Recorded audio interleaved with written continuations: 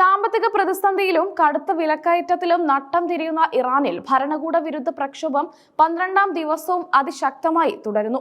2025 December അവസാന വാരം ആരംഭിച്ച ഈ ജനകീയ പ്രക്ഷോഭം ഇപ്പോൾ ഇറാനിലെ 31 പ്രവിശ്യകളിലേക്കും വ്യാപിപ്പിച്ചിരിക്കുകയാണ്.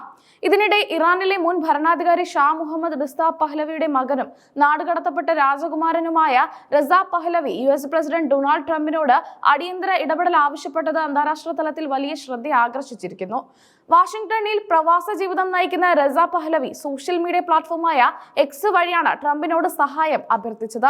മിസ്റ്റർ പ്രസിഡന്റ്, ഇത് നിങ്ങളുടെ അടിയന്തര ശ്രദ്ധയും പിന്തുണയും നടപടിയും ആവശ്യപ്പെട്ടുകൊണ്ടുള്ള വിളിയാണ്. ഇറാനിലെ ജനങ്ങളെ സഹായിക്കാൻ ദയവായി ഇടപെടുക എന്ന് അദ്ദേഹം കുറിച്ചു. ഇറാൻ ഭരണകൂടം ഏർപ്പെടുത്തിയിരിക്കുന്ന ഇന്റർനെറ്റ് വിച്ഛേദനത്തെയും പ്രതിഷേധക്കാർക്ക് നേരെ സൈന്യം നടത്തുന്ന ക്രൂരമായ അടിച്ചമർത്തലിനെയും അദ്ദേഹം ലോകത്തിനു മുന്നിൽ തുറന്നുകാട്ടി. പ്രതിഷേധക്കാരെ കൊലപ്പെടുത്തിയാൽ ഇറാന് വലിയ വില നൽകേണ്ടി വരുമെന്ന് ട്രംപ് നേരത്തെ മുന്നറിയിപ്പ് നൽകിയിരുന്നു.